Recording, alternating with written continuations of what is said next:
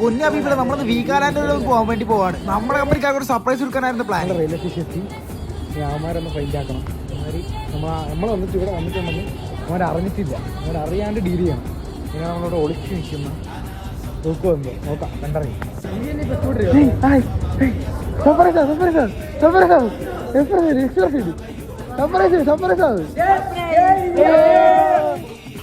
എന്താ പറയണ്ട അഭിപ്ല, എല്ലാം ഫേക്ക് ഫ്രണ്ട്സ്. ഞാൻ പറഞ്ഞാണ് അവൻ സർപ്രൈസ് ആയിപ്പിച്ചത്. അത് കഴിഞ്ഞപ്പോൾ ഈ ചങ്ങര ഒടുക്കത്താവും. ശരിയല്ല, നിന്റെ ഒരു ടൈമിങ് പോരാ നമ്മളെ കണ്ടുപിടിച്ചത്. അറിഞ്ഞാൽ നമ്മുടെ ട്രെയിൻ ഒരുപാട് ലേറ്റാണ്. കുറെ നേരം കുത്തിയിരുന്നപ്പോൾ നമുക്ക് ബോറടിച്ചു. പിന്നെ നമ്മൾ പരിപാടി തുടങ്ങി. ഇവിടെ നിർത്തിയിട്ട് ഓരോ ട്രെയിനിലും കയറി അങ്ങ് ഇറങ്ങി. എന്തെങ്കിലുമൊക്കെ എന്റർടൈൻമെന്റ് വേണ്ടേ? നമ്മളൊന്ന് ചാർജ് ചെയ്യാൻ വേണ്ടി കൂട്ടുകാരെ പറ്റി ചായ കുടിക്കാൻ വേണ്ടി പോയി. പിന്നെ അത് കഴിഞ്ഞ് മണിക്കൂറുള്ള കാത്തിന് പക്ഷേ നമുക്ക് ഉള്ള ട്രെയിൻ വന്നു. ഞാൻ പൊന്നുമക്കളെ ട്രെയിനാണെങ്കിൽ ഒടുക്കത്തെ തിരക്ക്. നമ്മൾ ഗാന്ധിജിയുടെ ഫോളോവർ ആയതുകൊണ്ട് തറയിരുന്ന് അങ്ങ് ഒറ്റ പോക്കങ്ങ് പോയി. കഴിഞ്ഞപ്പോ എല്ലാത്തിനും ചാർജ് കഴിഞ്ഞു. എല്ലാവരും തറയ്ക്കറി ഒറ്റ കിടത്താൻ. പിന്നെ നമ്മൾ കണ്ടപ്പോൾ നമുക്ക് എല്ലാവർക്കും സീറ്റ് കിട്ടി. പിന്നെ നമ്മൾ ഹാപ്പി ആയി.